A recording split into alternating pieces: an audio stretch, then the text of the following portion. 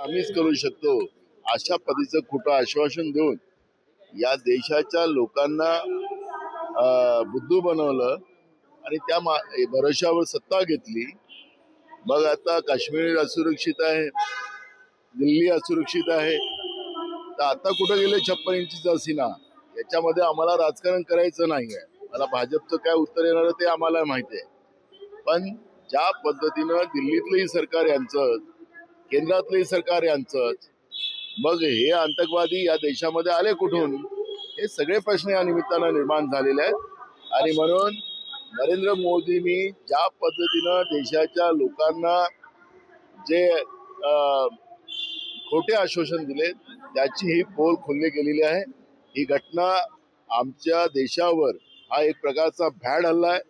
या भ्याड हल्ल्याचा आम्ही निषेध करतो। अशा स्थितीत देशाच्या बाजूने उभं राहणं गरजेचं आहे। राजकारण करणं कितपत योग्य आहे? राजकारण करायला बाकी सगळे दिवस आहे। मला वाटलं तुम्ही हा प्रश्न विचारणार, पण हे घटना एक नाही, पुलवामातली घटना झाली, पहलगामची घटना झाली, त्याच्यात आम्ही पूर्ण सरकारच्या सोबत होतो।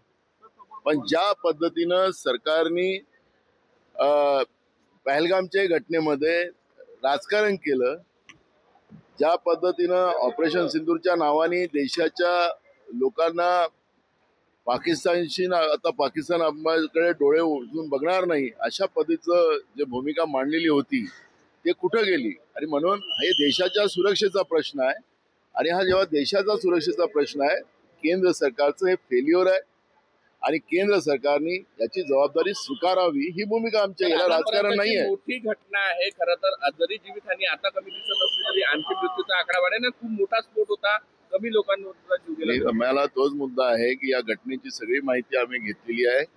हे सरकारचं फेल्युअर आहे। देशाचे गृहमंत्री असतील, देशाचे प्रधानमंत्री असतील, हे निवडणुका लढणं आणि निवडणुकीमध्ये त्यांचा पक्ष जिंकवणं अशा पद्धतीची त्यांच्यामध्ये भूमिका असते। देशहिताच्या बद्दलचं, देशाच्या सुरक्षेच्या बद्दलचं त्यांच्याजवळ कुठलाही प्लॅन नाही।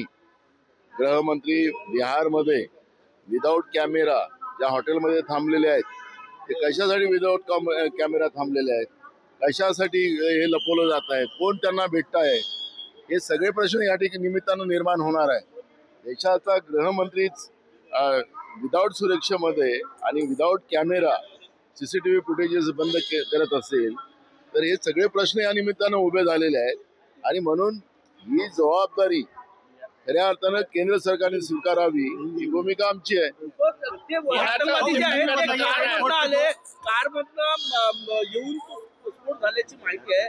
लाल किल्ल्यासारखं ठिकाण नवी दिल्लीतलं अत्यंत संवेदनशील आणि सुरक्षित ठिकाण, याला धरून बिहारमध्ये आज शेवटच्या टप्प्यात तुम्ही जे सांगतात की राजकारण करू नये अशा पद्धतीचा प्रश्न तुम्ही उपस्थित केलेला आहे।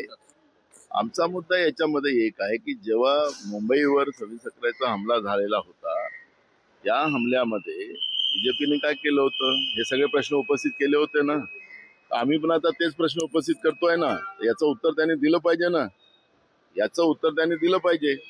आणि त्याच्यामुळे तुम्ही जे काही म्हणता की ह्या प्रकरणात जे राजकारण आहे, आम्हाला याच्यात राजकारण करायचं नाही। हा देशाच्या सुरक्षेचा प्रश्न आहे। आणि आम्ही त्यावेळेस मुंबईच्या हमल्यामध्ये त्या आतंकवाद्यांना तिथंच त्यांना कंठस्थान देण्याचं काम त्या काळामध्ये केलेलं होतं, असं सोडलं नव्हतं आम्ही। पण हे जे आता दिल्लीमध्ये बॉम्बस्फोट झाला, त्या बॉम्बस्फोटामध्ये ज्या पद्धतीनं आतंकवादी येतात, निरपराध लोकांचा त्या ठिकाणी जीव जातो आणि सरकार प्रचारामध्ये आहे बिहारमध्ये, अशा पद्धतीची परिस्थिती आहे।